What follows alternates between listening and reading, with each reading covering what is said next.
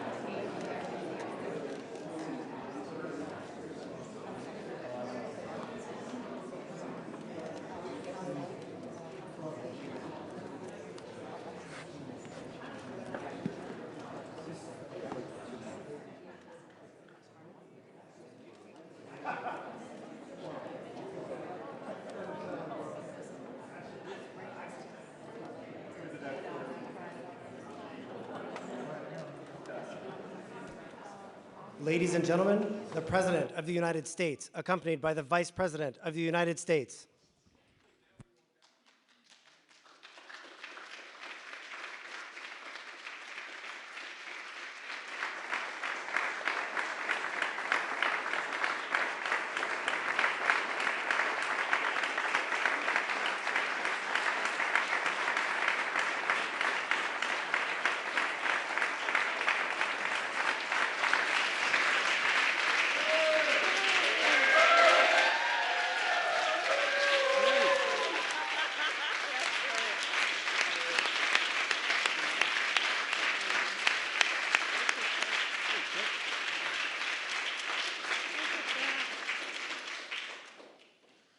All righty then. They like you. Good afternoon, everyone. Good afternoon. Let me start by saying to all of the leaders here, thank you. Thank you. To the members of our United States Congress on both sides of the aisle who helped pass the COVID-19 Hate Crimes Act, thank you.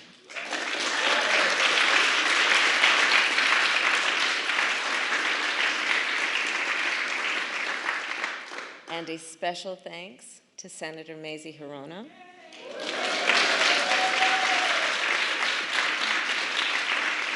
and Congresswoman Grace Meng,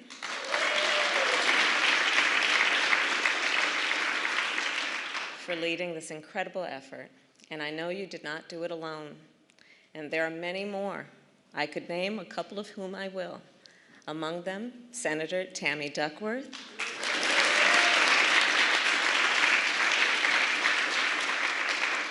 Senator Richard Blumenthal,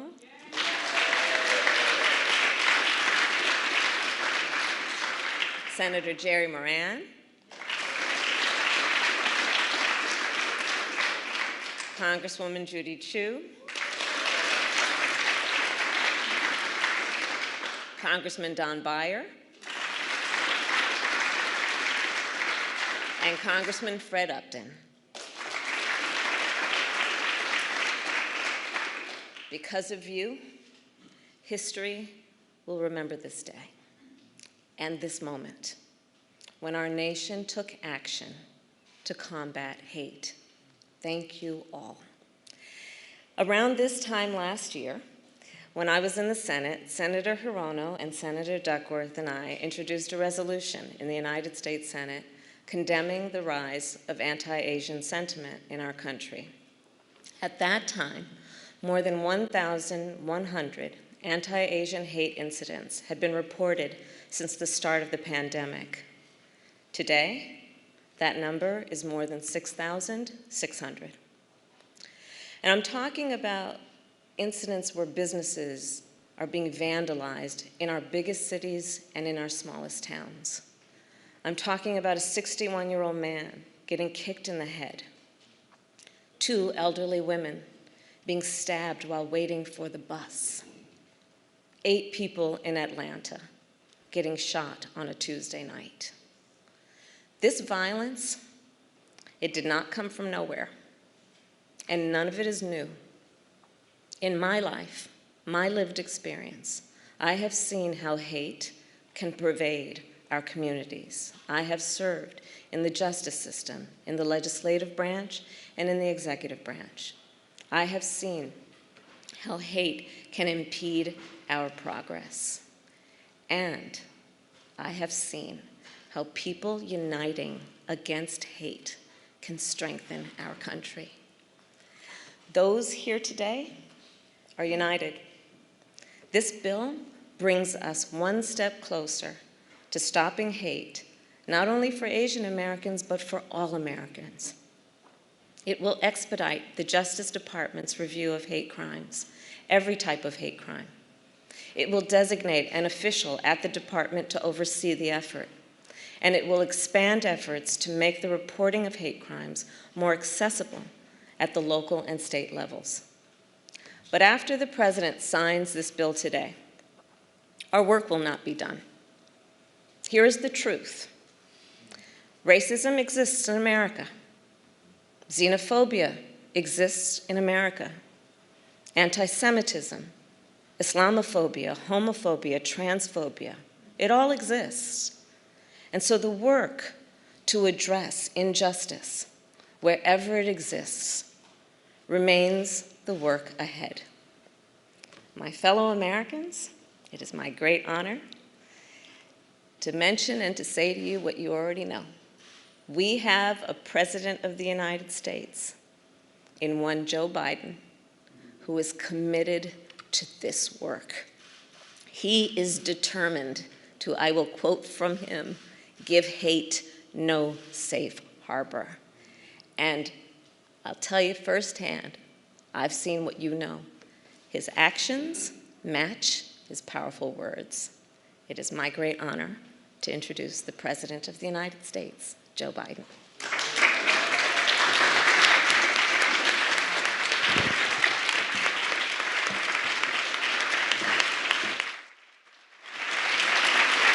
Thank you. Thank you, please, thank you. Thank you, thank you, thank you.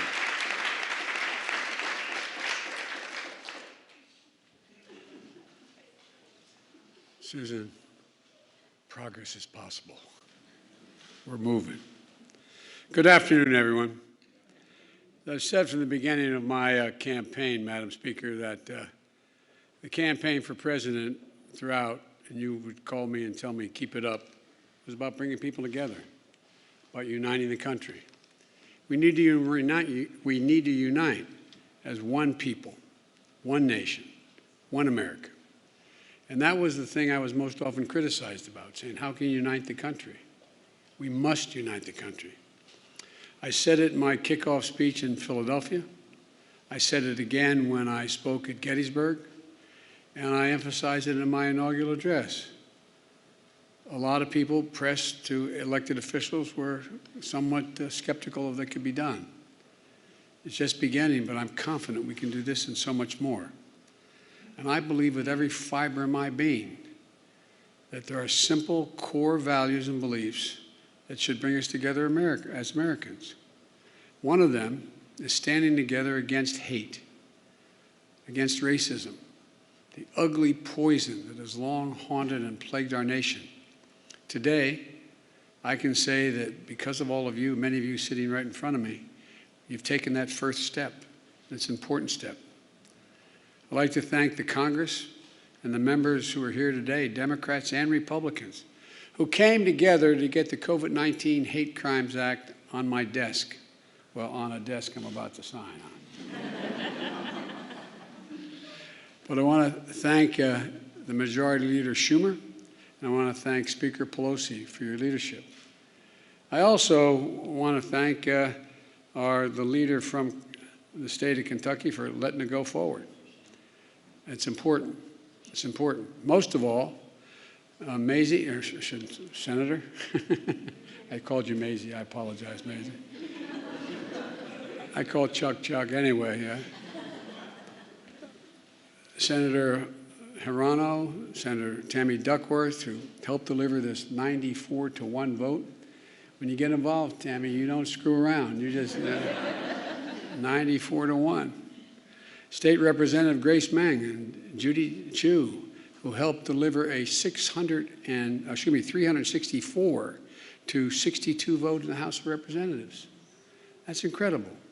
I also want to thank, as I said, Republican members in Congress for their leadership, including Senator Moran and Senator Collins.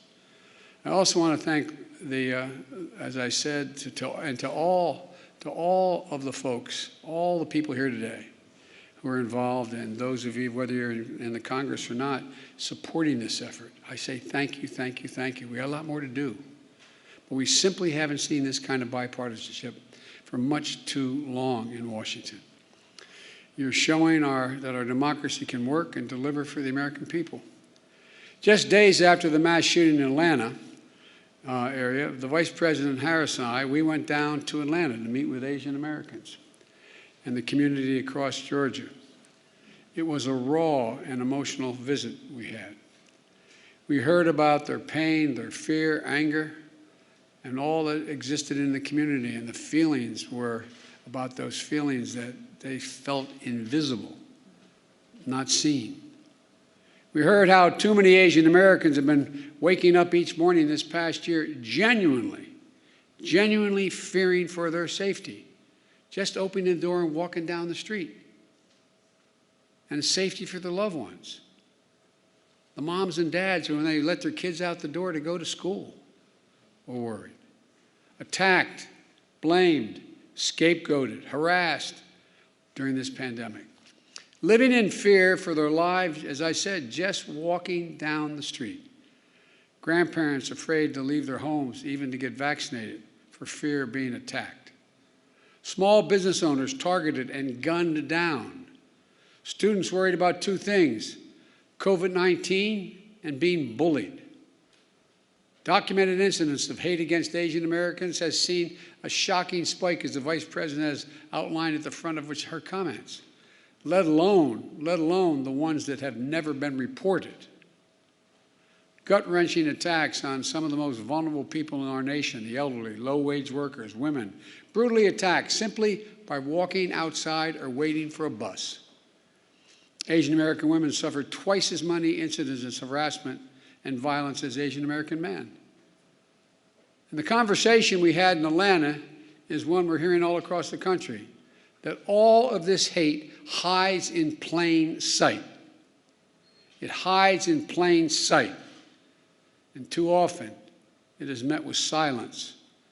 Silence by the media, silence by our politics, and silence by our history. For centuries, Asian Americans, Native Hawaiians, Pacific Islanders, diverse and vibrant communities have helped build this nation, only to be often stepped over, forgotten, or ignored. Lived here for generations, but still considered by some the other. It's wrong. It's simply, to use the phrase, it's simply un-American. My message to all of those of you who are hurting is, we see you. And the Congress has said, we see you. And we are committed to stop the hatred and the bias. In my first week in office, I signed a presidential memorandum directing federal agencies, all of them, to combat the resurgence of xenophobia. Not just one, every agency. Attorney General Garland, Deputy Attorney General Lisa Monaco, Associate Attorney General Gupta are all here today. The Department of Justice is strengthening its partnership with the community to prevent these crimes, in addition to its other work to take on violent extremism and domestic terrorism. And with the new law, this new law, the Department of Justice and our entire administration is going to step up.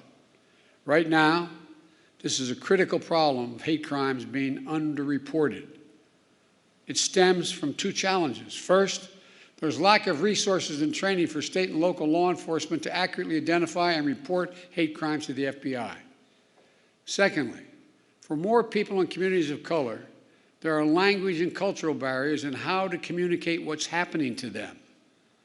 This law is going to make a difference. For example, the Department of Justice will issue clear guidance for state, city, and tribal and law enforcement agencies on how to establish online reporting of hate crimes. It'll work with the Department of Health and Human Services to raise public awareness of COVID-19 hate crimes that occurred during the pandemic. There will also be a devoted official at the Department of Justice whose sole job is to expedite the review of hate crime reports. And thanks to two families here today, we'll all help state and local governments ensure hate crime information is more accessible to the public. The family of Heather Heyer, a civil rights activist whose life was taken standing up to Nazis marching from the shadows of vengeance in Charlottesville. And the family of Khalid Jabara, a proud son of a family who's immigrated from Lebanon in search of new beginnings, who was gunned down in front of their home here in America, in the United States of America, by a neighbor fueled by hate. Khalid and Heather were murdered on the same day, 1 year apart. Instead of sharing the dreams they had for their children, both families share profound grief. And they've shown incredible courage to turn their pain into purpose. I hope you'll not be offended, but I ask both families to please stand.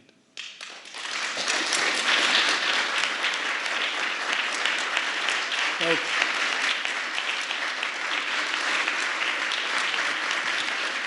I want to thank you. I want to thank you for being here, because I know it's hard. No matter how celebratory it is, it's a law is being changed. When you have to show up at something memorializing your family, it's like you got the news 10 seconds ago. It's the hardest thing to do. I know from experience it takes enormous courage. But I hope that every day that's passed, the memory, son and daughter, brings a smile to your lips before it brings a tear to your eye. Because I promise you, a lot of people understand who've gone through similar things. It's hard. So I really mean it when I say thank you. Thank you for being here. It takes a lot of courage. Thank you.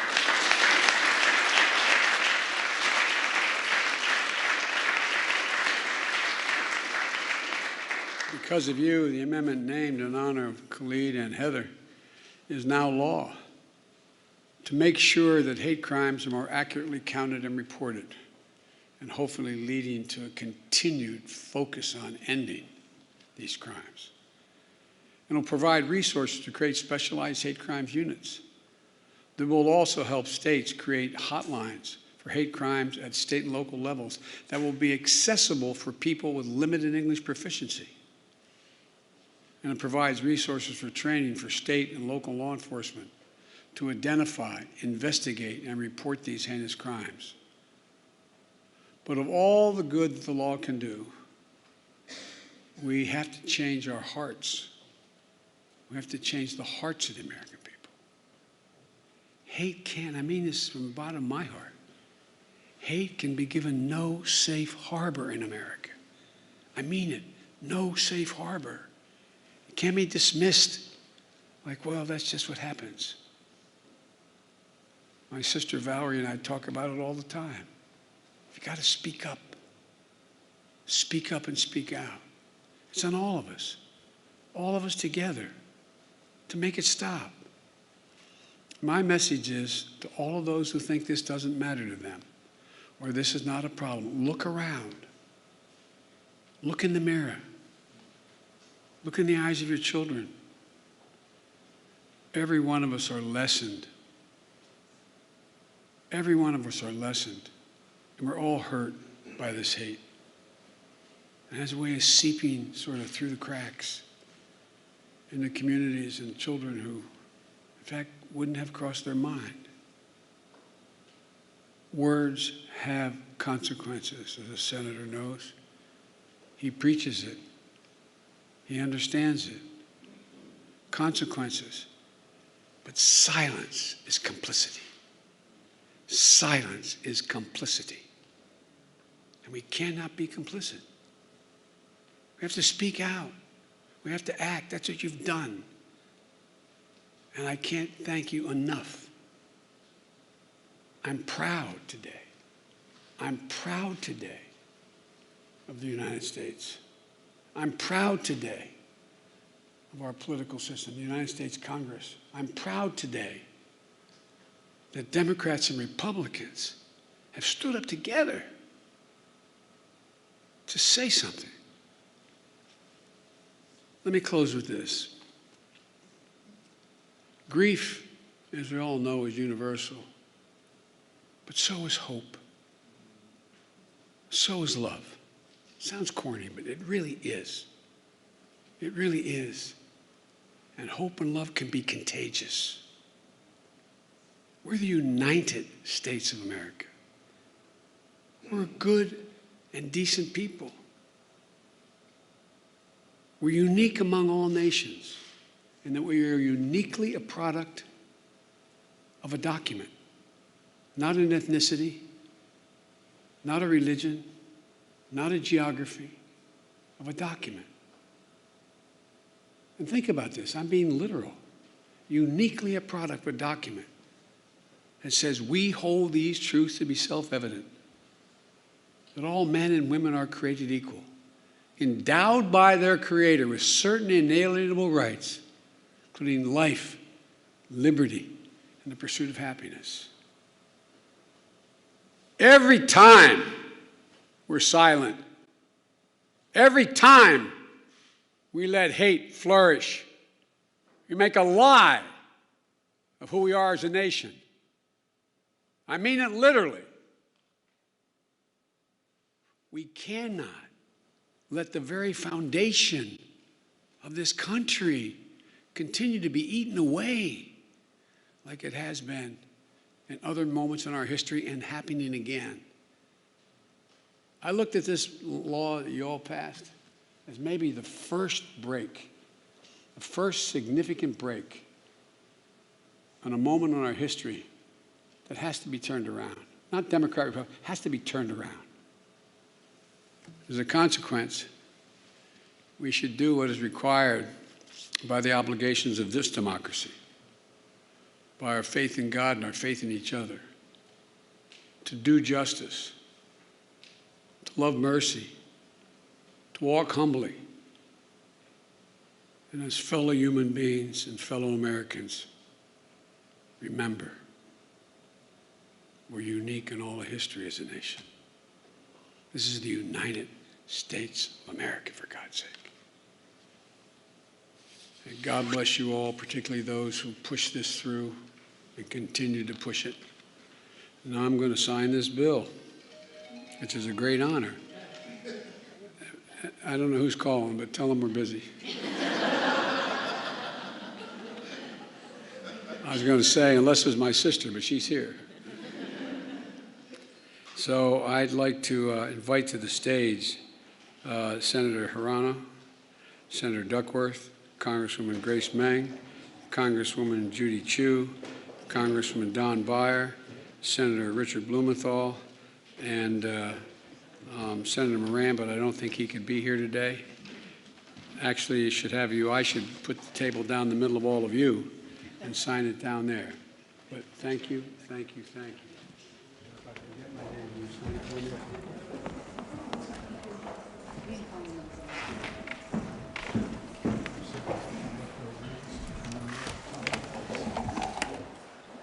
All right.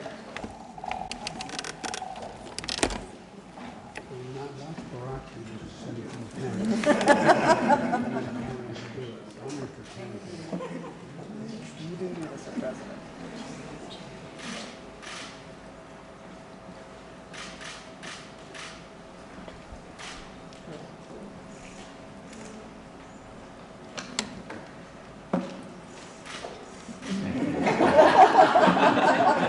I got a new way of doing it.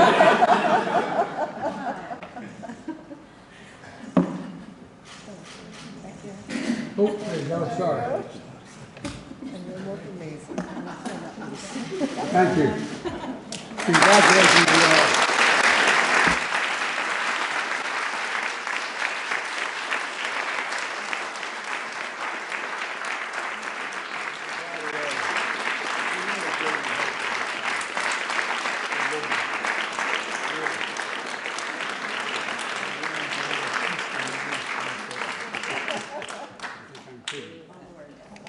All right. Thank you. I've heard me say this before as I walk out of my grandpa's house. Every time he said, Joey, keep the faith, my grandmother said, no, Joey, spread it. Let's go spread the faith. All right. Hey, General.